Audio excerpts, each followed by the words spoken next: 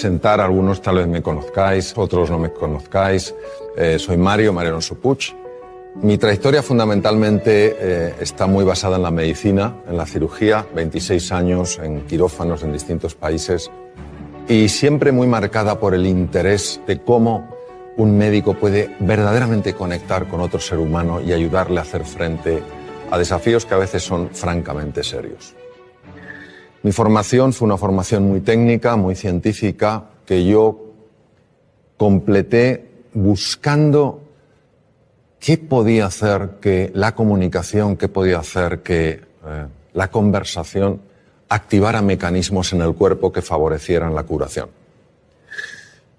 Topé con una ciencia que estaba en sus orígenes, la psiconeuroinmunobiología, que estaba empezando a investigar esto, cómo la mente, a través del sistema nervioso y del sistema endocrino, puede afectar nuestro sistema de defensa, que es el sistema inmune.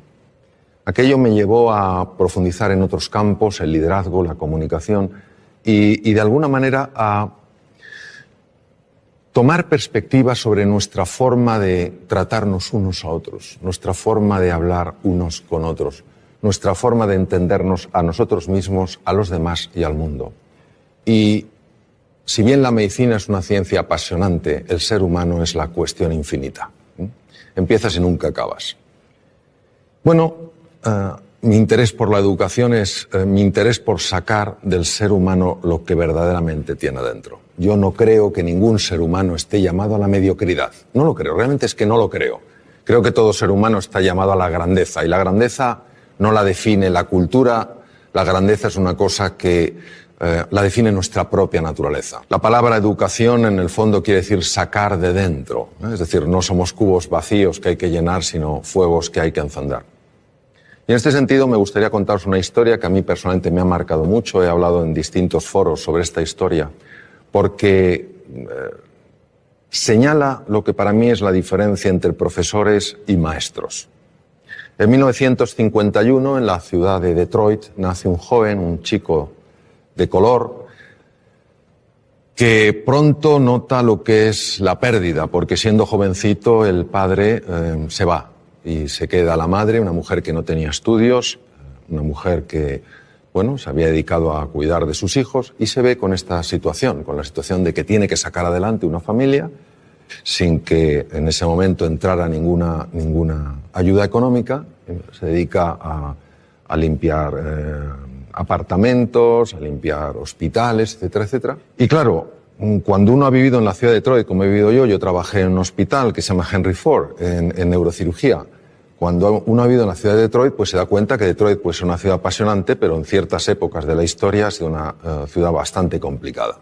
En los años 50 verdaderamente había un apartheid, una especie de apartheid, es decir, las personas de color se tenían que sentar en sitios distintos que las personas blancas, tenían que ir a baños diferentes, etcétera, etcétera. Y claro, este chico era un chico de color, era un chico pobre y que pronto pues fue destacando no por su talento, sino por lo que consideraban que era su estupidez. Tampoco por su serenidad, sino más bien por su tendencia, su temperamento violento.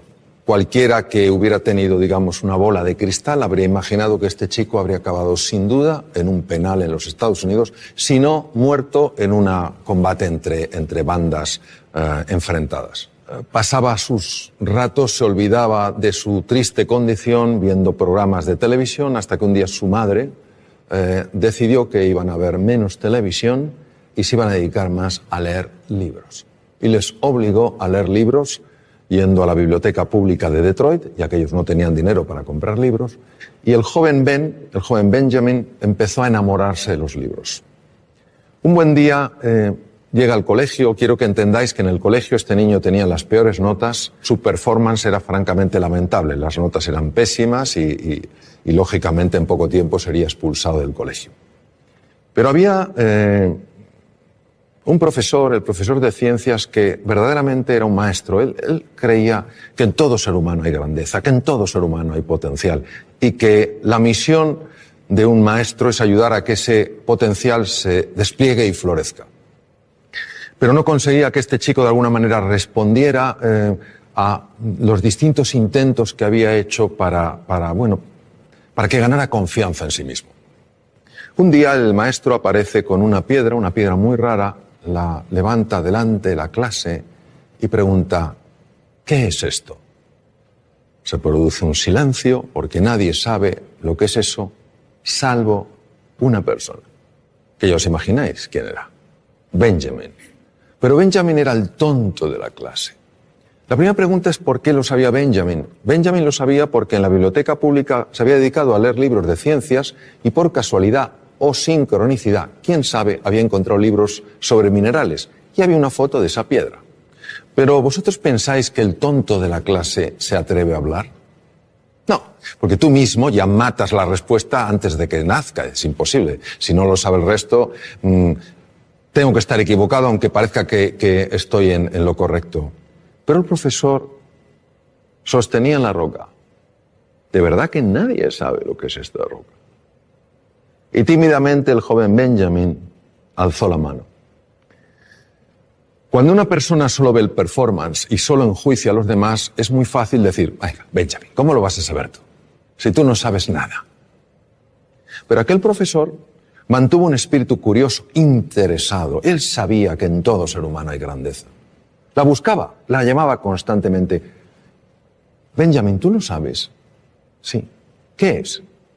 Obsidiana. Correcto. Pero el profesor podía haber dicho, todo el mundo puede tener suerte en esta vida. ¿Podía haber dicho eso? No, porque él estaba buscando del hilo que te lleva a la madeja. Pues ¿sabes algo más de la obsidiana? Y vaya que sí sabía el joven Benjamin. Empezó a hablar sobre la obsidiana, las temperaturas elevadísimas, luego el frío, cómo cristaliza la roca, etcétera, etcétera.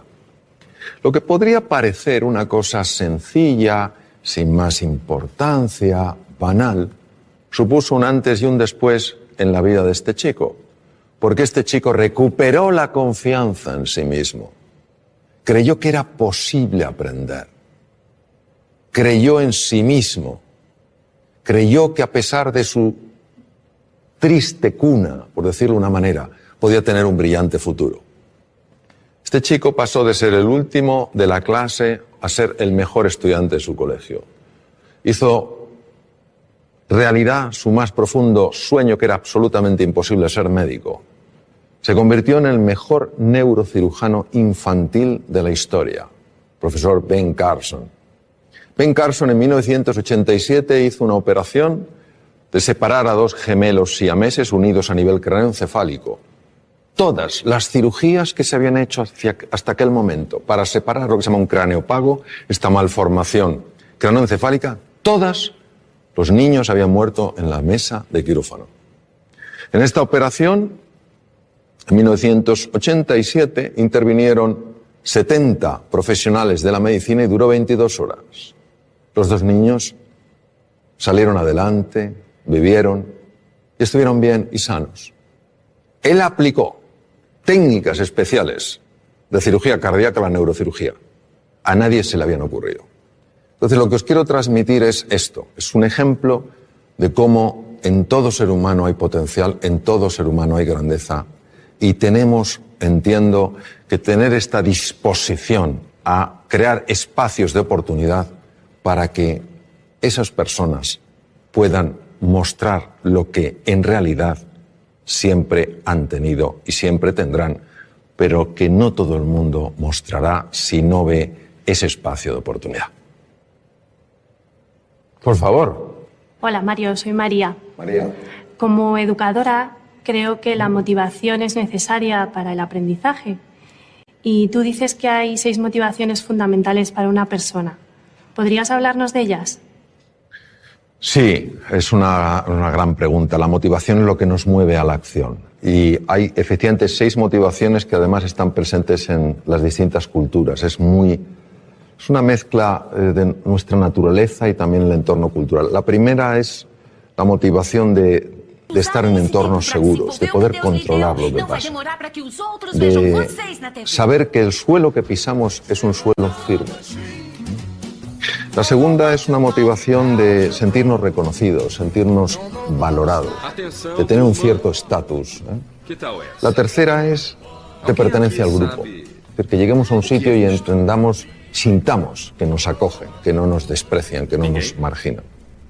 La cuarta motivación es una motivación al desafío, al reto. Sí. Si en la vida no hubiera retos, María, sería muy aburrido. Yo sé que a veces nos gusta mucho estar en la zona de confort, pero durante un tiempo. Al cabo de un tiempo no hay quien lo aguante. Entonces ese reto, ese desafío es una motivación importante.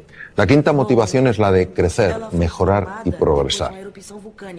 Y la sexta es la de contribuir al bienestar de otras personas, el tener una vida con propósito. Lo más importante son las motivaciones fundamentales que nos mueven dentro de las 6. Si una persona toda su fuerza la lleva a la aventura, la lleva al descubrimiento, al reto, y sin embargo no cuida un poco la motivación de la seguridad, pues a lo mejor se puede meter en aventuras insensatas, ¿no? Entonces hay un equilibrio natural que hace que las personas nos mantengamos de alguna manera en una línea razonable.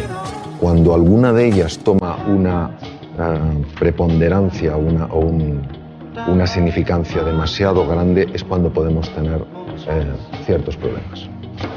¿Te respondí, María? Hola Mario, soy Lorenzo y soy maestro y veo que hay jóvenes en la familia y en la escuela que todavía no han descubierto sus talentos, ni siquiera saben que tienen talentos. Entonces la pregunta es ¿cómo podemos captar esos talentos y cómo podemos potenciarlos? Fíjate, si nadie se ha dado cuenta, ni en la familia, ni en la escuela, que ese joven tiene talento, yo diría que el problema no está en el joven, está en la familia y en la escuela. Es decir, eso es lo primero que tenemos que ver, que todos tenemos la responsabilidad de buscar el talento, de conectar y de ayudarle a florecer. Pues fíjate, el talento, una forma de descubrirlo es curiosa. El talento viene muy marcado por algo que se te da especialmente bien, pero es tan natural en ti que nunca le has dado importancia. Nunca le has dado importancia. Porque para ti es natural, fluye. Y con frecuencia los demás te lo dicen, pero no te lo dicen como, oye, vaya talento tienes, sino mejor, oye, qué bien se te da hablar, qué bien se te da escribir, qué bien se te da dibujar, qué bien se te da moverte, qué bien se te da resolver conflictos. Y como es natural, no le das ningún valor. Mi experiencia a lo largo de los años me viene a mostrar que uno ha de buscar el talento en aquello que le es natural, porque el talento siempre deja huella, siempre se expresa. Y hay cosas que nos pueden parecer que son irrelevantes. O sea, yo, por ejemplo, me decían de jovencito, oye, cuando cuentas una historia es que nos quedamos absortos. Yo jamás pensé que esto tendría tanto impacto con mis enfermos. Cuando les contaba a mis enfermos las cosas, cómo íbamos a luchar juntos contra la enfermedad, etcétera, etcétera, y yo veía que se producía un estado de ánimo en ellos sorprendente, tampoco pensé que eso tuviera especial valor, ni que me dedicara luego en la segunda etapa de mi vida mucho más al tema de la comunicación, a escribir. Pues eso es lo que quiero decir, que todo ser humano tiene un talento, y ese talento va dejando huellas, va mandando mensajes, y tenemos que ser un poco más sensibles para entender que el talento tiene muchas formas. Y luego, por otra parte, te diré, Lorenzo, que es muy importante mirar a todo ser humano como se mira aquello que ves como sumamente valioso. De toda la conversación, lo más importante es la forma de mirar. Porque la forma de mirar tiene la capacidad de transmitir con enorme hondura cómo tú estás viendo a esa persona. Cuando tú miras a un ser humano como se mira aquello que es valioso, como somos espejos frente a espejos, esa persona empieza a reconocer su propio valor. Y en ese reconocimiento es más fácil que cualquier talento, cualquier capacidad encuentre un espacio natural para desplegarse. Yo creo que para mí eso es clave. Ver a todo ser humano como grandeza en potencia. Unos lo expresarán en mayor o menor grado, pero esa grandeza está en todo ser humano. Hola Mario, mi nombre es Antonio, soy maestro de educación primaria Y mi pregunta es la siguiente. En alguna entrevista mencionas a Gandhi, que sabemos que era abogado de formación, pero nunca ganó ningún pleito. Pero, sin embargo, podemos decir que llegó a cambiar el mundo. Entonces, ¿nos podría explicar este ejemplo y, sobre todo, cómo aplicarlo al ámbito educativo? Sí, la historia de Gandhi es una historia verdaderamente, yo diría, sorprendente. Gandhi padecía lo que se podía llamar una enorme timidez, una timidez profundamente limitante. Como tú has comentado, él se formó como abogado en Inglaterra, ejerció en Bombay y no ganó ningún pleito. Un abogado tiene que tener una buena retórica, tiene que tener una buena capacidad de comunicación. No la tenía. Tuvieron un problema, un familiar que vivía en Sudáfrica, tuvo un problema legal y consideraron la familia que si el joven Mohandas, su nombre es Mohandas, Mahatma quiere decir alma grande, Mohandas Gandhi fuera allí, a lo mejor en el camino se espabilaba, como cuando se manda a un hijo o a un sobrino que se va al extranjero, a ver si con el aire se espabila. Y entonces, ¿qué pasa? Que algo le sacudió profundamente la injusticia que vio.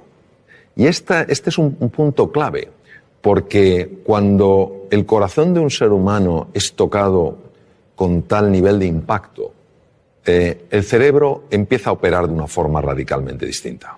Entonces Gandhi fue un hombre que ya ni siquiera movilizaba a la gente por su capacidad de comunicación, su simple presencia ya movilizaba.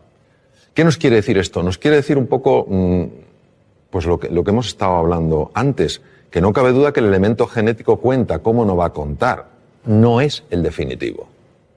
Marca una tendencia, pero no determina.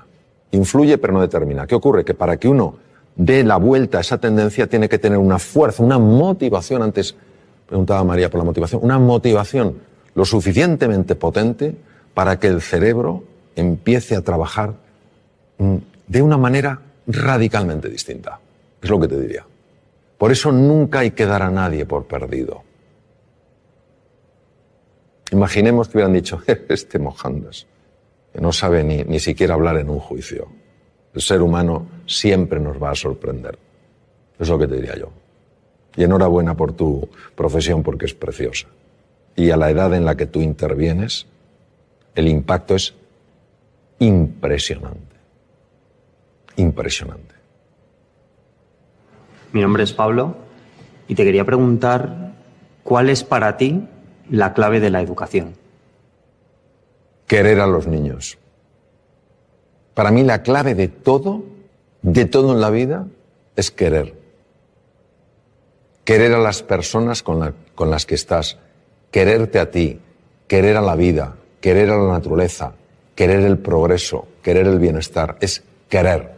Porque si tú quieres, vamos a suponer que estamos hablando de educación infantil, si tú quieres a un niño, harás todo lo que esté en tu mano para ayudarle a salir adelante. Si tú quieres a un enfermo y le quieres de verdad y no sabes hacer una operación quirúrgica determinada, buscarás a una persona que la haga mejor que tú. Es querer. Donde el ser humano entiendo que tiene un desafío es en el querer, pero en el querer de verdad a la otra persona. Querer que salga adelante, querer que florezca, querer que sea plenamente feliz. Y cuando esto se ha aplicado en entornos como la medicina, los enfermos están más sanos. Cuando se aplica en la empresa, la gente es más feliz. Cuando se aplica en la universidad, se aplica en el colegio, se aplica en la escuela, los niños tienen mejores resultados. Para mí esa es la clave. Querer y, si me dijeras, y otra, creer. Creer. Y es fundamental que entendamos que creer, la fe, no es un acto del entendimiento, es un acto de la voluntad. O sea, si fuera el entendimiento, ¿para qué necesito la...? Si lo veo, pero elijo eso. Elijo tratar a las personas como si todas tuvieran potencial, aunque no lo hayan expresado. Y eso se transmite con la mirada, se transmite con el gesto, se transmite con la respuesta que tenemos ante el error, la respuesta que tenemos ante el acierto, el acompañamiento que llevamos a cabo. Creo que a veces complicamos mucho las cosas. Creo que lo verdaderamente valioso es tremendamente sencillo. Y yo creo que son cuatro principios que si se aplican, querer a las personas, creer en ellas, valorarlas y potenciarlas. Si hacemos eso, a mí personalmente me parece que todo funciona. Si no les queremos, no creemos en ellos, no les valoramos y no les potenciamos, pues yo creo que tenemos otra historia. Yo soy padre de 2 hijos, cada uno diferente. El cociente intelectual solo influye en un 8% aproximadamente del éxito en la vida. ¿Qué es el otro 92%? ¿Cómo conseguimos el otro 92%? Bueno, vamos al Juan. Cuando se habla de porcentajes, hay que entender que siempre hablamos de forma aproximada. Eso es como cuando a veces me dicen, oye Mario, ¿es verdad que solo se utiliza el 1% del cerebro? Digo, ¿es que acaso conocemos cuál es el 100%? Si no conocemos cuál es el 100%, no podemos saber lo que es un 1%. Pero hay muchos estudios que avalan lo que tú has dicho. Es decir, el test de cociente intelectual, que se llama corrientemente de coeficiente intelectual, lo correcto es de cociente intelectual, fue creado en 1912. Y se convirtió en aquella época, fíjate, cambió por completo la orientación que le dio el descubridor. El descubridor, el creador, quería dar una orientación para que cuando se vieran cocientes intelectuales que no correspondían a la edad, es decir, cuando la edad mental y la edad biológica no correspondían, que a esos niños se les tratara con especial afecto, con especial cariño y se pusiera a especial disposición para que subiera. Pero fue interpretado o fue utilizado como sistema de cribaje. Listos y el resto. Listos y el resto.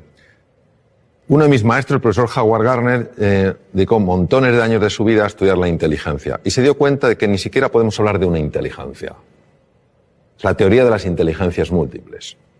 Y hay 2 inteligencias, que son la intrapersonal, que es la capacidad de reconocer tus estados emocionales y de poderlos modificar de forma positiva. Y la interpersonal, que es la capacidad de entender qué pasa en la otra persona y relacionarte con lo que pasa en la otra persona, que son absolutamente claves en el éxito en la vida. Una persona que no sepa gobernar sus estados de ánimo, que un día se levante sin ganas de hacer nada y ese estado de ánimo no lo pueda alterar, o que un día tenga ira y no sepa canalizar de una manera positiva y adecuada esa ira, o tenga miedo y no pueda superar su miedo, es difícil que progrese en la vida. Una persona que no sepa entender a los demás, que no sepa resolver conflictos, pues es difícil que progrese en la vida.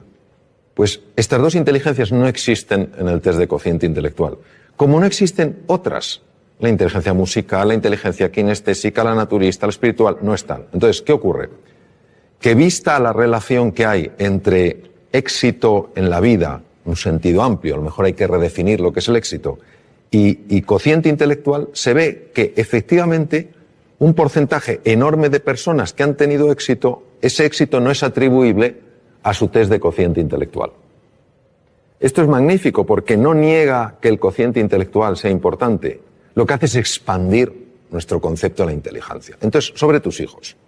Efectivamente, tus hijos son diferentes y es maravilloso que los veas así. Porque si no los vieras diferentes, si los vieras como tú, es que a lo mejor estás proyectando en ellos tu propia forma de ser, ¿no? Habrá uno de tus hijos, tal vez tenga un tipo de inteligencia, el otro tendrá otra. Lo que es importante es que siempre, cuando estén contigo, sientan que son inteligentes.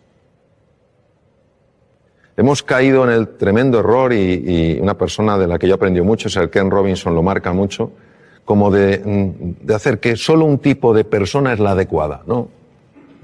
Necesitamos múltiples perfiles. Un pavo real no es ni mejor ni peor que un águila real. Entonces, cuando un hijo nota, siente que es valioso, que tiene inteligencia, que tiene una forma distinta de procesar que el otro, su autoestima no es dañada. Es que la autoestima es clave porque al final nuestra capacidad de hacer frente a los desafíos o nuestra incapacidad, la mayor parte de las veces nada tiene que ver con el mundo real, tiene que ver todo con el mundo mental. Te voy a poner un ejemplo. En Reino Unido se hizo un estudio fascinante. Se hicieron dos grupos, se buscaron dos grupos de estudiantes homogéneos en cuanto a edades, aproximadamente con el mismo background cultural, pero con dos diferencias. Una de ellas era que uno de los grupos eran teóricamente chicos bastante más inteligentes que el resto según el test de cociente intelectual. Pero estos que eran más inteligentes objetivamente de acuerdo al test de cociente intelectual pensaban que la inteligencia era algo fijo, que no se podía expandir. El otro grupo era un grupo de chicos teóricamente con menor inteligencia según el test de cociente intelectual, pero que creían que la inteligencia con el esfuerzo se expande. Les pusieron una serie de problemas de matemáticas complejos. El grupo de los chicos, entre comillas, más inteligentes, al ver que no lo podían resolver y dar por hecho que la inteligencia no se expandía, abandonaron. El tiempo no era un tiempo reducido, les daban tiempo. Abandonaron diciendo, si no lo soy capaz de entenderlo, no hay nada que hacer. Me falta la inteligencia necesaria para hacer frente a este problema. Los otros chicos tampoco sabían, y de hecho partían de un nivel inferior. Pero creían que la inteligencia se expandía con el esfuerzo y siguieron y resolvieron los problemas de matemáticas. Es decir, quedaron mejor. Y eso es lo que te quiero decir, que el componente emocional, el componente autoestima, el componente confianza en ellos y en sus posibilidades es absolutamente crucial. Ellos acabarán encontrando su camino, pero no encontrarán su camino si creen que no son capaces de encontrarlo. Para mí tu libro Reinventarse es una magnífica lectura para momentos complicados y personas que pueden necesitar un cambio en su pensamiento. La pregunta es, ¿qué dice la ciencia acerca de ese cambio de pensamiento? Bueno, la ciencia, Lorenzo, incluye múltiples campos. Entonces me voy a referir, si te parece, a la neurociencia. ¿Te parece? La neurociencia en esto es absolutamente clara y de hecho Reinventarse lo basé en lo que la ciencia ha descubierto, la neurociencia. Sobre todo lo que se llama la neurociencia afectiva, ¿no? Cómo el cerebro procesa las emociones y los afectos. Sentimientos y emociones están conectados, pero son dos cosas distintas. Y es un tema fascinante que fíjate la envergadura que tiene, que ya nuestro premio Nobel, Santiago Ramón y Cajal, premio Nobel en 1906, ya lo intuyó. En aquella época era imposible con la tecnología del momento poderlo demostrar, pero era un hombre tan absolutamente genial en su forma de ver las cosas que él lo intuyó. Cuando dijo, todo ser humano, si se lo propone, puede ser escultor de su propio cerebro. Las personas muchas veces no cambiamos no porque no se pueda cambiar, sino porque no estamos dispuestos a hacer lo que hay que hacer para cambiar. Ni tenemos el nivel de inspiración y de ilusión suficiente como para estar verdaderamente comprometidos y levantarnos después de cada caída, ni tenemos una estrategia que funcione y que podamos aplicar, ni a veces tenemos la disciplina necesaria para ir incorporando ciertas prácticas en el día a día. Cuando uno tiene la inspiración, es decir, ves una posibilidad en tu vida que dices, oye, si esto apareciera en mi vida, oye, voy a otro nivel. Cuando tenemos una estrategia que no tiene que ser ni sofisticada ni compleja, sino sencilla, estos son los pasos que he de seguir. Y cuando tú cada día te vas entrenando, es inevitable que se produzca un cambio en la citoarquitectura del cerebro. Es inevitable.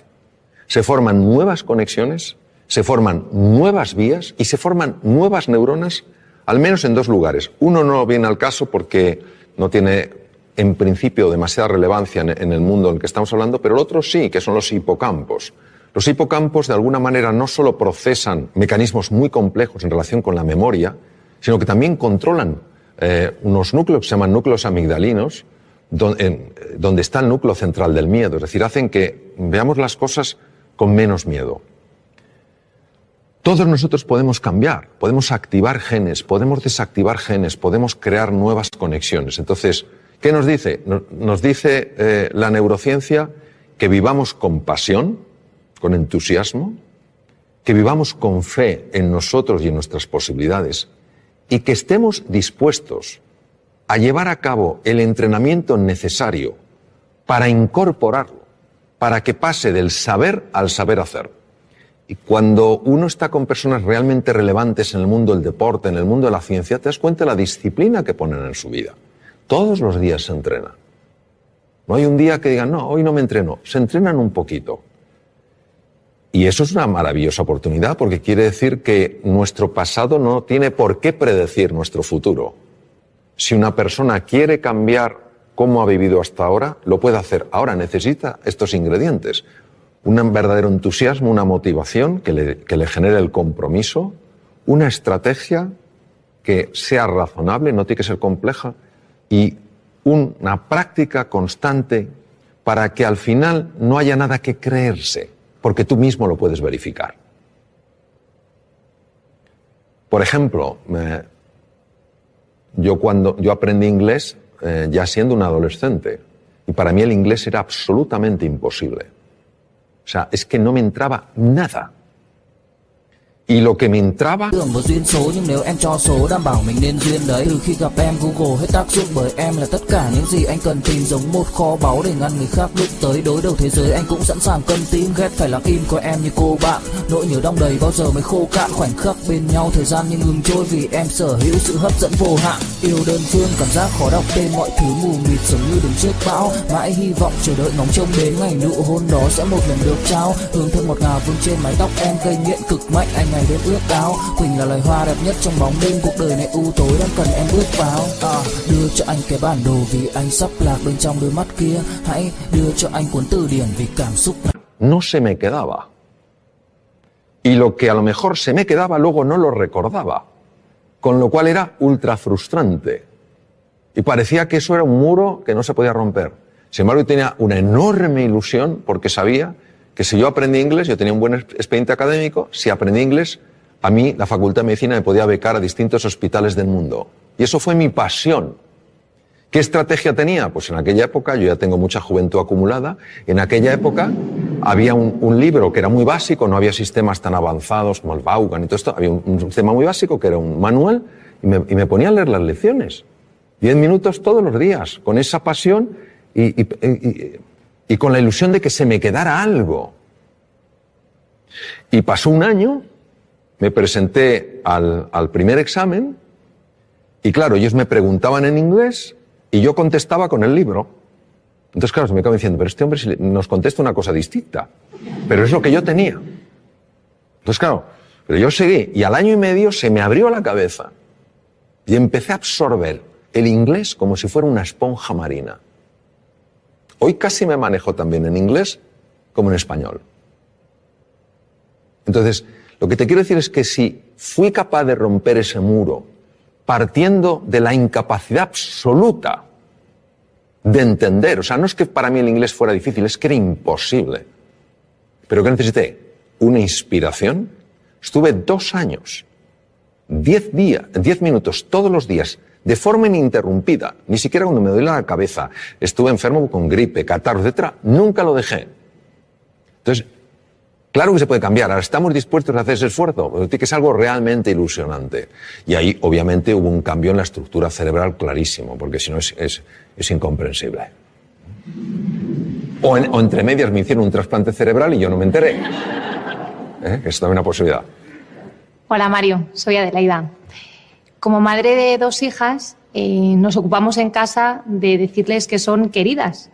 A pesar de que no se coman toda la comida que tienen en la mesa, a pesar de que cometan equivocaciones, incluso a pesar de que discutimos y peleamos. El caso es que tienen dificultades cuando se enfrentan a situaciones nuevas. Entonces, ¿cómo podemos hacer nosotros como padres para ayudarles a que se enfrenten a esos miedos? Pues viendo que nosotros nos enfrentamos a los nuestros. ¿Sabes lo que pasa? Yo también tengo 3 hijos y resuena mucho conmigo o resuena mucho en mí lo que dices tú. Es difícil que los hijos aprendan valentía de los padres, porque les queremos tanto que nuestro miedo a que les pase algo, nuestro miedo a que sufran, nuestro miedo a que lo pasen mal, hace que muchas veces tomemos una actitud hiperprotectora. Y a veces son amigos suyos, otros familiares, los que dicen atrévete, prueba esto, etcétera, etcétera. Entonces, yo te diría, en relación a tu pregunta, es decir, como madre, ¿qué puedes hacer? Bueno, en primer lugar, entender que es normal que nuestros hijos se den golpes es normal que nuestros hijos experimenten frustraciones y es normal que experimenten dolor, si no, no hay crecimiento. Y a veces los tenemos un poquito entre palmitas, como que no le pase nada, no vaya a sufrir. No. Yo lo que te diría es que hagas 3 cosas. Lo primero es valorarles. Tú ya les estás valorando. Les valoras como personas. La segunda es desafiarles. Es importante que les desafíes para que ellos crezcan. Y la tercera es acompañarles. Es decir, que muchas veces no se sientan solos en el desafío. Hay desafíos que verdaderamente para todo ser humano y en unos niños el que corresponde a su edad, da mucho miedo. Si se sienten acompañados, lo cual no quiere decir llevarles de la mano, si se sienten acompañados se atreven mucho más. Yo haría esas 3 cosas, sencillamente valorarles, desafiarles y acompañarles. Y luego dejar que la naturaleza obre. La realidad y el mundo real, al menos como yo lo veo, es mucho más benevolente que el mundo mental. El mundo mental nos monta unas historias. Yo creo que es experiencia de muchos, si no de todos los que estamos aquí, como cuando alguna cosa nos ha dado miedo y hemos dicho, tengo que hacerlo, y lo hemos dicho, pero si no era para tanto. Si no era para tanto. El miedo tenemos que verlo no como un oponente, sino como un compañero imprescindible para crecer.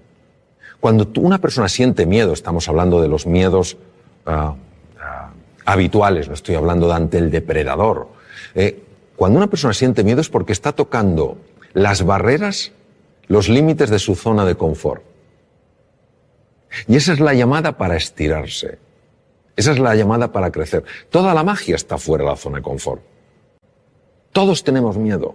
En una ocasión, un piloto, hace muchos años, norteamericano, los mejores pilotos de Boeing 747, los Jumbo, le preguntaron qué sentía al despegar con 400 pasajeros. Y él dijo, miedo. Y el que entrevistó dijo, Dios mío, ¿pero cómo puede tener usted miedo? Así que dijo, no, yo tengo miedo, que no es lo mismo que el miedo me tenga a mí.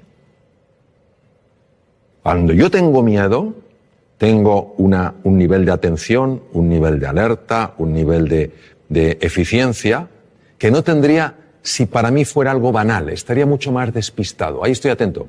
Pero el miedo no me tiene a mí. Es decir, yo no estoy en pánico. Es completamente diferente. Entonces ese puntito tenemos que verlo. Luego que vean en ti también, como yo procuro, con mis errores, por supuesto, que vean en mí que hay una coherencia entre lo que decimos y lo que hacemos. Porque al final nuestros hijos no van a hacer lo que les digamos, van a hacer lo que vean. Hola Mario, mi nombre es Fernando y soy director pedagógico en un colegio. Mi pregunta está relacionada con el micromundo que es siempre un aula. ¿Por qué es tan importante el estado de ánimo de alumnos y profesores en el proceso de aprendizaje y qué estrategias podemos utilizar para conseguir que ese estado de ánimo sea el óptimo? Me gusta especialmente de tu pregunta que incluyas tanto alumnos como profesores, porque creo que es importantísimo valorar el estado de ánimo del profesor. Un sistema educativo que no valora el estado de ánimo del profesor, creo que se equivoca profundamente.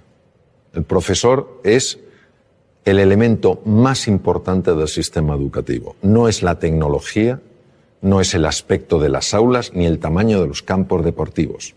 Es el profesor. Y si un profesor ha perdido el ánimo, ánimo es alma, se ha desanimado, es importante ayudar a esa persona a que recupere el ánimo porque, primero, es una profesión importantísima. Segundo, porque lo necesita para estar bien y lo necesita para enseñar bien. E igual pasa con el alumno. Si un alumno ha perdido el ánimo, es muy difícil que pueda captar nada. ¿Por qué es tan importante? Nosotros somos hijos de Descartes. Y Descartes, filósofo del siglo XVII, padre de la filosofía racionalista, obviamente fue un hombre muy brillante. Sin embargo, dijo algo que penetró mucho en el inconsciente colectivo y vivimos de acuerdo a aquello. Él hablaba de que había procesos mentales, res cogitans, y elementos físicos corporales, res extensa, y que no se comunicaban prácticamente. Esto nos ha llevado a pensar que el aprendizaje, el conocimiento, pues es una cosa fundamentalmente intelectual, cognitiva. Y el elemento emocional era un tema de pasada. Si estabas a gusto, bien, pero tampoco afectaba. Uno de mis maestros, Antonio Damasio, escribió un libro precioso con un gran componente científico, se llama El error de Descartes, donde claramente muestra que si tú aboles, dañas la parte emocional, inevitablemente estás perturbando y dañando seriamente la parte cognitiva. Cuando se estudia la neurociencia afectiva, se ve que una persona, por ejemplo, que haya perdido el ánimo, que esté desilusionada, que esté desesperanzada, que se sienta impotente, no tiene el mismo riego cerebral que una persona que se sienta con ilusión, que se sienta con ánimo y se sienta con ganas. Las zonas más anteriores del cerebro, lo que se llaman áreas prefrontales, que son esenciales en el mantenimiento de la atención, en la memoria, en el aprendizaje y en la creatividad, son muy dependientes del estado emocional. Por eso una persona entusiasmada, con un proyecto, ilusionada, que se siente a gusto, acompañada de gente que cree en ella, etcétera, etcétera, es una persona mucho más inteligente, mucho más creativa y mucho más emprendedora. La misma persona, si le cae el ánimo, si se siente incapaz, etcétera, no importa si es capaz o no, no ejercitará esas capacidades porque las tiene abolidas. Entonces, el cuidado del ánimo, del estado de ánimo, en alumnos y profesores es clave. Entonces, a veces nos embelesa la tecnología. Y está muy bien la tecnología. El elemento esencial siempre será el profesor y su relación.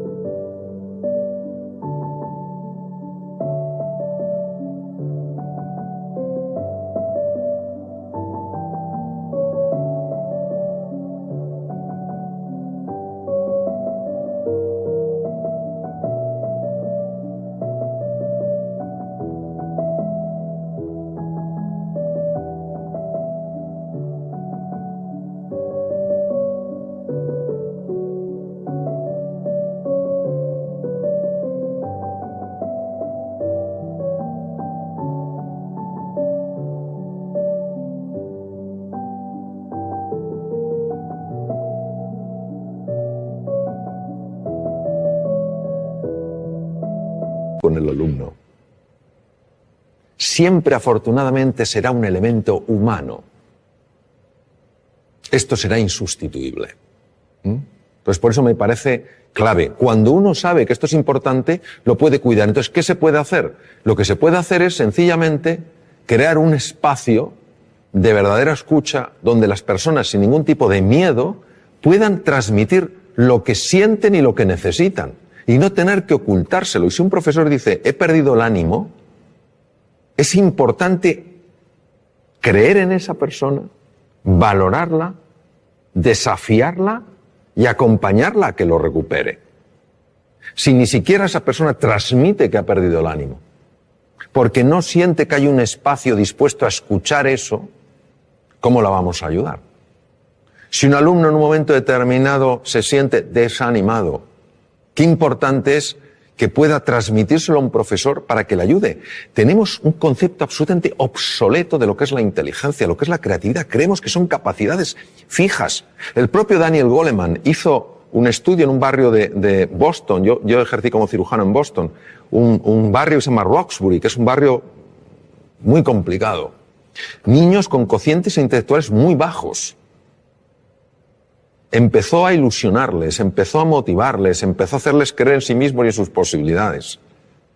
Pasado unos meses, les volvieron a hacer un test de cociente intelectual, que lo lógico es que hubieran sacado.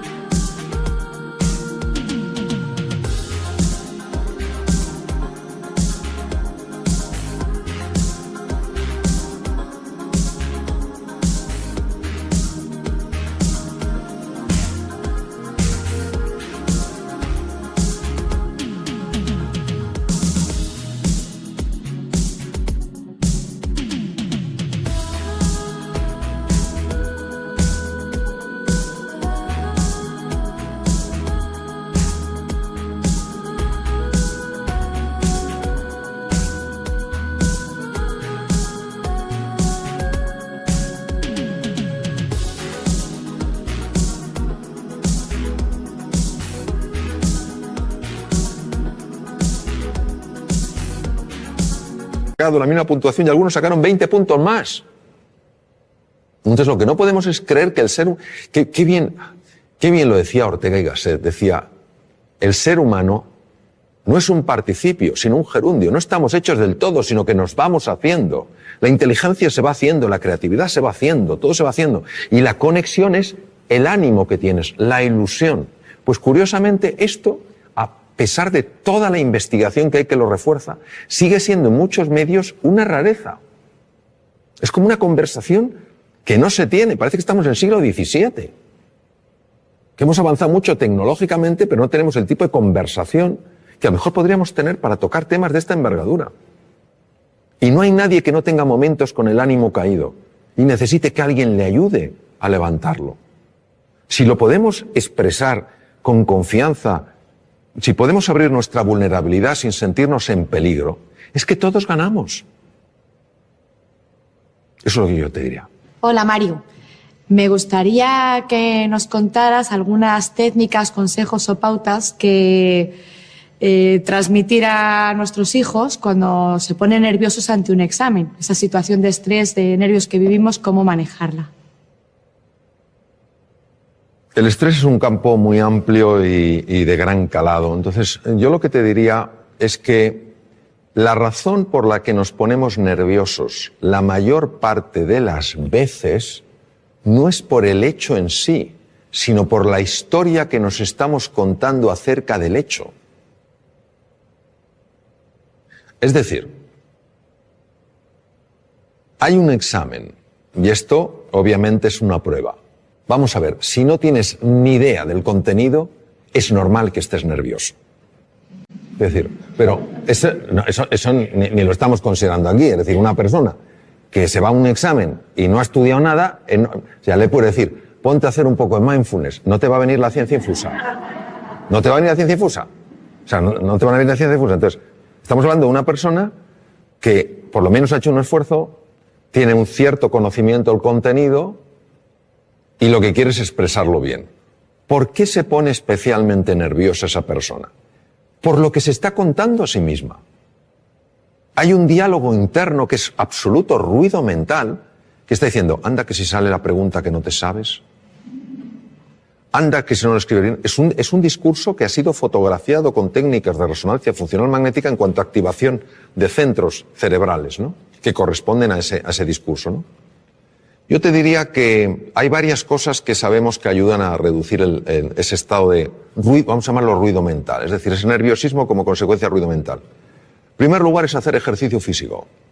El ejercicio físico por sí solo tiene la capacidad de reducir el ruido mental. El ejercicio físico no implica apuntarse a un gimnasio, sino moverse más. Segundo lugar, poderlo hablar con alguien de confianza, poder hablar el sentir, poder contar el sentir. Y a veces, si no tienes a nadie, escribe lo que te preocupa, pero en un papel tan pequeño que casi no lo puedas ver. Porque el cerebro está interpretando que si puedes poner el problema en un tamaño tan pequeño es que el problema no es tan grande.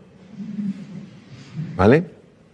La siguiente cosa que te diría es que se entrenen en una cosa que cada vez tiene, pero por pura lógica, más difusión, que es todo lo que es los estados contemplativos de la conciencia, que no es más, o mindfulness, que lo único que significa es que se entrene en prestar atención a las cosas que son reales, como su respiración, como las sensaciones del cuerpo, porque el otro es mental. Entonces, cuando la narrativa no recibe la misma atención, empieza a tener menos impacto. Y hay una cosa que es clave en el adiestramiento, y yo he visto su tremenda eficacia, que es acostumbrarte a traer la atención al aquí y a la ahora. Es decir, por ejemplo, vamos a suponer que uno de tus hijos está preparándose para el examen y está nervioso como puede estar uno de los míos y cualquiera de nosotros. Esto es una cosa que todos podemos compartir y relacionarnos perfectamente con esa situación. Entonces, claro, empieza a pensar, no, si hubiera estudiado más, si ya me lo decía mamá, no veas tanta tele y estudia un poco más, y no lo he hecho. Anda que si ahora lo hago mal el examen, fíjate qué cosa, qué truco tan sutil y demoledor de lo que se llama la mente dualista. Te está llevando para atrás a lamentarte y te está llevando al futuro a preocuparte. Te priva de fuerza en el presente. Y una cosa que procuro entrenar todo lo que puedo es cuando veo que me estoy lamentando de algo del pasado, inmediatamente vengo al presente.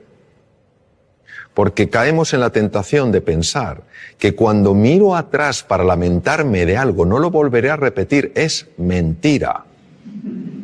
Es un truco para que te sientas fatal. Eso es como cuando uno ha decidido reducir su ingesta, lo que come, y llega el momento del postre. Y se acerca el camarero y te dice, por cierto, la especialidad aquí son los postres.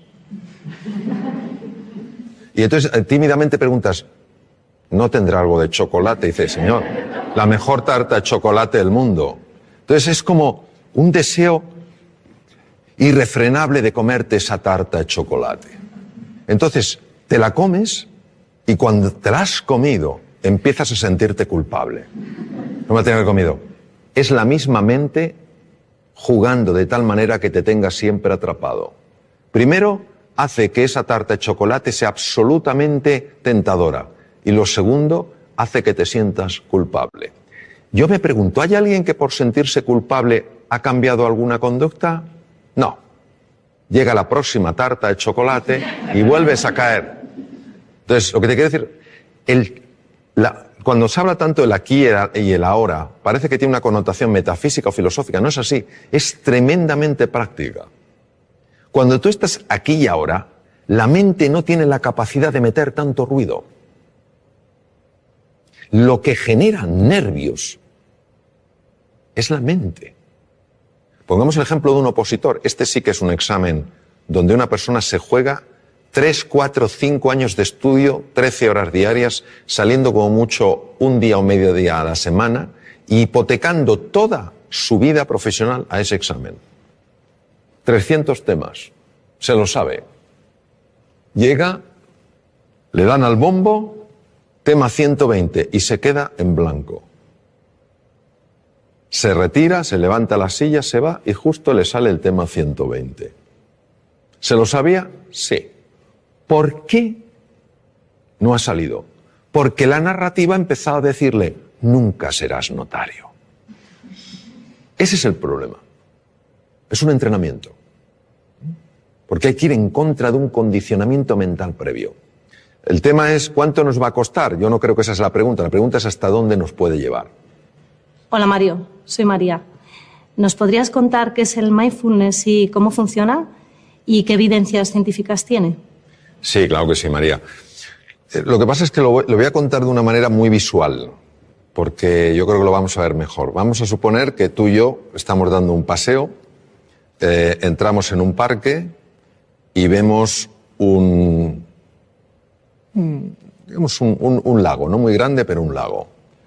Entonces nos asomamos a ver qué hay en el fondo del lago y si el lago es profundo o no lo es. Pero no podemos ver el fondo. ¿Por qué no lo vemos, María? Porque está el agua turbia. Muy bien. Una de ellas es que el agua esté turbia. Si el agua está turbia, no podemos ver el fondo. Y si el agua no estuviera turbia, sino que fuera absolutamente cristalina,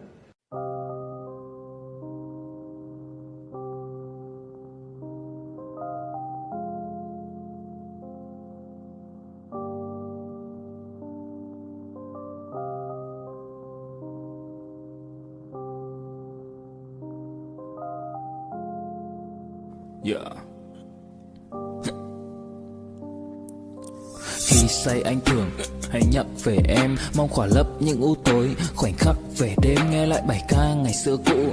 Ta hát về nhau nhớ những giấc mơ ta từng ước, to tát về sau. Và đó là khi mà anh dần lụy là không làm chủ chính mình, thấy không gian trở nên tồi tệ, mọi thứ bao phủ chính mình. Em đâu còn như điều anh mơ, anh cũng tự nhủ chính mình. Nhưng mà thôi em, nào ai giỏi mà đủ tính tình, chẳng thể vươn tới được cảnh cao dù anh có nhã ý trèo. Trong cơn say mọi thứ cuồng quay, anh trở thành gã chí phèo. Yêu chân thành là không thay lòng dù em có như thị nở. Ý anh là em như cô Tấm, nhìn em như thị nở. Đêm vắng nàng ngón tay xám vàng vì đốt cả bao thuốc lá. Căn phòng chung khi xưa nồng ấm, bây giờ sao bút giá. Một thói xấu mà anh đã quen khi em không ở bên lâu. Anh thường ngồi trong một góc tối nhậu suốt cả đêm thâu. Em mang con tim anh đi đâu, khiến anh mù quáng vẫn cô sáng mỗi khi đau. Em mang con tim anh đi đâu, điều gì choáng váng để xứng đáng ướt mi nhau. Em mang con tim anh đi đâu, khiến anh mù quáng vẫn cố gắng mỗi khi đau. Em mang con tim anh đi đâu, điều gì choáng váng để xứng đáng ướt mi nhau. Đêm thâu anh đâu muốn nỗi buồn cứ dậy thêm đâu. Tên nhau anh cố gắng không nhớ để mà quên đau. Đào sâu trong ngàn điều muốn nói nhưng chẳng nên câu. Bao lâu để tổn thương phai mở đi những vết dấu. Vì sao thiếu em đời tôi như bài văn thiếu ý. Vì sao chỉ biết yêu thôi chẳng hiểu gì dại khờ. Khi con tim cần người không phải người cần dại khờ. Dấn thân mãi để kiếm trời dưới đất. Vội vàng mang ưu tư vào nhạc cất. Vội vàng tôi muốn tắt nắng đi cho màu đừng nhạt mất. Tương tư chiều cuốn cuộc đời theo hướng mặt trời xa đi. Tương tư chiều mà kỷ niệm ôi còn gọi ta chi. Biển tình dù bao la nhưng mặn chát đắng. Và biển anh không xứng là biển xanh, nhưng anh muốn em là bờ cát trắng. Yêu là xuống cả địa ngục vì đã chót tin như là xuân diệu. Yêu là chết ở trong lòng một ít.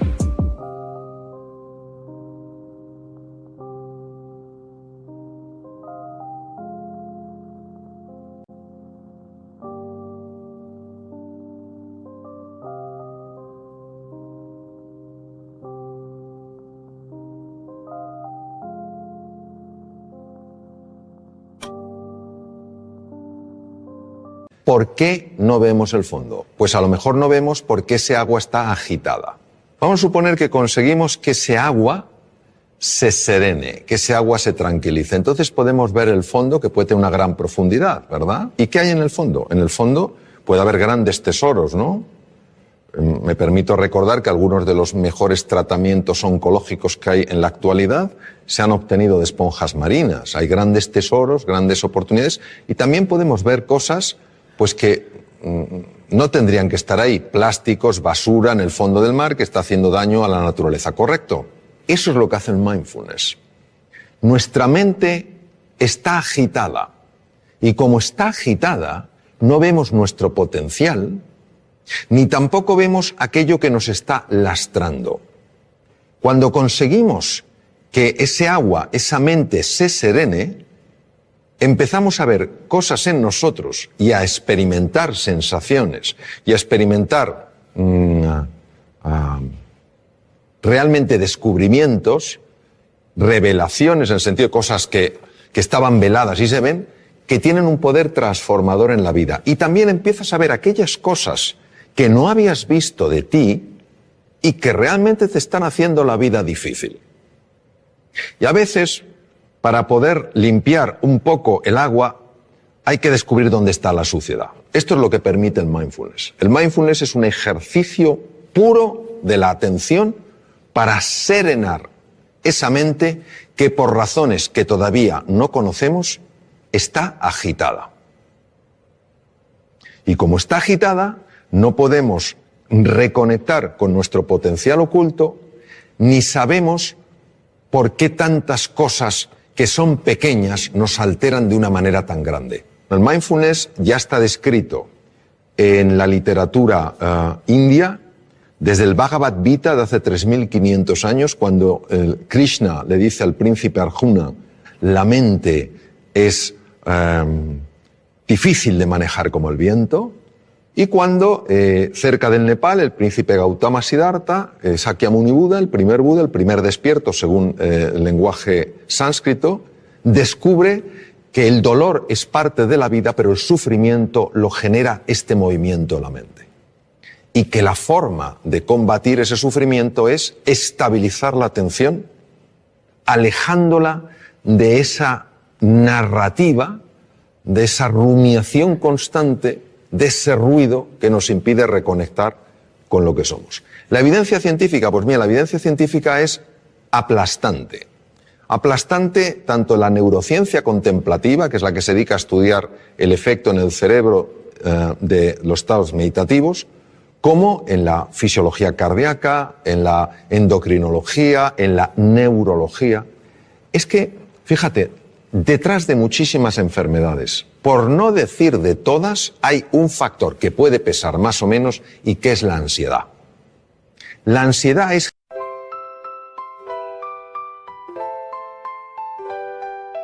Lakefront breeze whispers your name. City lights dancing in neon flame. Heartbeats quick in a sweet refrain. Your laugh cuts through the summer rain. Electric dreams in your eyes so bright. Bassist grooves with all his might. Holding hands beneath the Willis Towers light. This windy city feels just right. The Navy Pier Ferris wheel spins above. As the music takes control, whispers of love. Oh darling, this magic won't fade. Beneath the stars, a love parade. With you by my side, unafraid. Magic's real, forever will stay.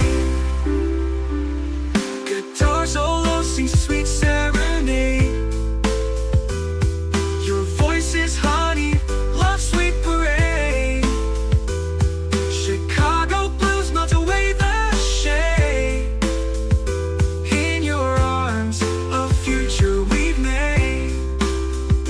Drums are beating a rhythm so true. Never want this night to end, just me and you.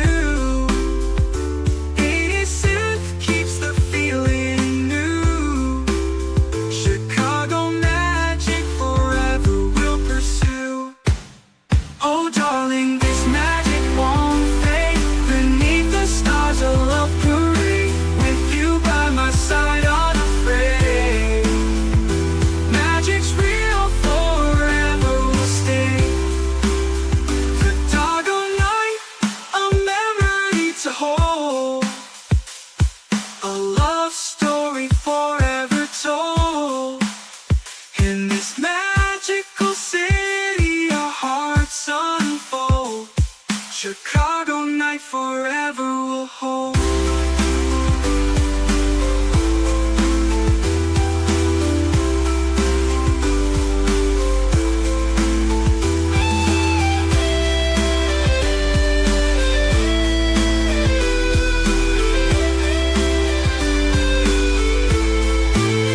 Oh darling, this magic won't fade. Beneath the stars, a love parade. With you by my side, unafraid. Magic's real, forever will stay. Chicago night forever will hold.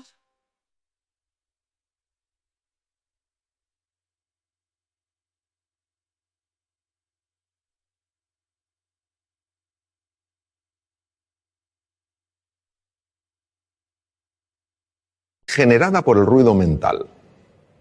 La Universidad de Harvard es pionera en el mundo estudiando esto. Entre el 60 y el 90% de las consultas a médicos generales tienen como uno de los factores clave emociones perturbadoras. Vivir en la ansiedad, vivir en la desesperanza, todas estas cosas. Entonces, eso es lo que hace el mindfulness. A nivel de cerebro, pues por ejemplo, a nivel de cerebro unas cosas que hace es reducir el volumen de la amígdala. La amígdala, que no son estas, están en el cerebro. La amígdala es un núcleo que contiene grupos de neuronas muy relacionadas con el miedo y con la ira. Se ha podido observar con resonancia funcional magnética, que es una técnica de imagen para ver las partes más activas, una reducción en el volumen de la amígdala. Es decir, una persona que practica este ejercicio de atención plena es menos propensa a vivir en miedo y en ira. Imaginemos lo que es esto para la humanidad.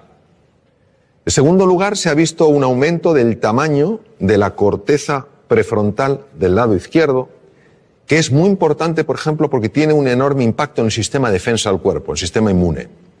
Otra cosa que se ha visto es que un sistema que se llama sistema red neuronal por defecto, que es la que hace que estemos distraídos, empieza a amortiguarse, y otra red que se llama red ejecutiva central es mucho más activa, es decir, favorece que te des más cuenta de lo que pasa. Esto es importante, por ejemplo, para reducir la incidencia de accidentes. Se ha observado, por ejemplo, cambios en el sistema de defensa, en el sistema inmune. Gente que ha practicado mindfulness sin tener experiencia previa en absoluto, durante 5 días a la semana, a lo largo de 2 meses, 20 minutos cada día, han tenido aumentos entre el 12 y el 20% del sistema inmune. Alguien dirá, pues eso no es mucho. Ah, que te suban el sueldo un 12, un 20%. Verás lo contento que te pones. Claro, una subida de un 12%, un 20% del sistema inmune es que no te cojas una gripe, o no te cojas un catarro, o si estás lidiando con un tumor, que tu cuerpo sea mucho más agresivo. Mejoras en el tubo digestivo. Te voy a contar una cosa que es alucinante. A mí me lo parece. El tubo digestivo controla el 80% del sistema de defensa del cuerpo. Está ahí. El tubo digestivo constituye otro cerebro, complejísimo, con 500 millones de neuronas. Cuando una persona está súper-tensa, cuando una persona está llena de ansiedad, empieza a producirse el paso de sustancias feas, quiero decir, nocivas, desde la luz del intestino delgado y a veces del colon, a la sangre. Y pueden dar lugar a procesos inflamatorios generalizados que ya se están empezando a relacionar como uno de los factores, uno solo, que podría tener su conexión con el Alzheimer, por ejemplo. Hace más difícil el control de la glucosa. Es alucinante. Entonces, cómo el mundo emocional, perturbado por una mente agitada, acaba afectando todo el cuerpo. Hay estudios, por ejemplo, la aplicación de mindfulness a personas que están diagnosticadas de esclerosis múltiple, que es una enfermedad degenerativa del sistema nervioso, y se reduce la aparición de brotes, evoluciona por brotes, son menos intensos. Se está aplicando un montón de cosas, es decir, y además por centros tremendamente serios, donde la investigación no es cuestionable ni anden buscando especiales resultados, sino que están muy bien controlados. Lo que pasa es que esto, que tiene 3.500 años de antigüedad, solo le hemos dado una credibilidad cuando una serie de científicos se ha decidido a estudiar qué ocurre en el cerebro y en el cuerpo cuando una persona entra en estos estados de enfocarse en el aquí y en el ahora. Y también nos ha ayudado a darnos cuenta de la jaula de grillos que tenemos en la cabeza. Y que es una cosa difícil de creer. Que te pasa una cosa que te disgusta por la mañana y te está rumiando hasta la noche. Pues parece que somos vacas. Y que el simple hecho de parar eso hace que el organismo, que tiene una capacidad natural de recuperación, pueda recuperarse. No hay nada mágico aquí. Bueno, sí hay mágico. Que la vida es mágica. Eso es lo que hay de mágico. Pero a veces estos diálogos que tenemos bloquean la magia, no porque la anulen, sino porque no la dejan florecer. Te he oído decir que la mayoría de los seres humanos se mueren con la música dentro sin haberla oído sonar. ¿Qué quieres decir exactamente con eso? Y bueno, para los futuros padres, ¿qué podemos hacer para que nuestros niños no les pase esa cosa, ¿no? Recuerdo una cosa que leí de Víctor Hugo que me impresionó mucho, ¿no? Víctor Hugo decía, el problema nuestro no es que nos vamos a morir, es que no sabemos cómo vivir. Y había un filósofo danés, Søren Kierkegaard, que decía, la vida solo se puede vivir mirando hacia adelante, solo se puede entender mirando hacia detrás. En los momentos donde ya esta existencia nuestra se acaba y una persona mira hacia atrás, y lo sabemos sobre todo por los escritos de Elisabeth Kubler-Ross, que estuvo con muchas personas en esa situación, uno se da cuenta de la cantidad de cosas que podía haber hecho y no hizo. Cuando yo hablo de la música, yo creo que todo ser humano tiene música. Lo que pasa es que está acostumbrado no a oír su música, sino a oír su ruido. No tiene nada que ver el ruido con la música. Y si te das cuenta y ves una partitura, si todas las notas fueran pegadas una detrás de otra, no tendríamos música, tendríamos ruido. Lo que hace que tengamos música es que haya espacios de silencio. Son esos espacios donde no hay ninguna nota los que permiten que en vez de ruido haya música. ¿Qué quiero decir? Quiero decir que esta vida, yo creo que el tiempo que la vivamos es una vida para vivirla con intensidad, con dificultades, con desafíos, que nos enfoquemos en lo que realmente es relevante. Que cuando llegue el final de nuestra vida, digamos como Neruda, confieso que he vivido. Que podamos decir, confieso que he vivido la vida y no que la he visto pasar. Y esa toma de conciencia, esa reflexión es lo que creo que nos puede ayudar sencillamente.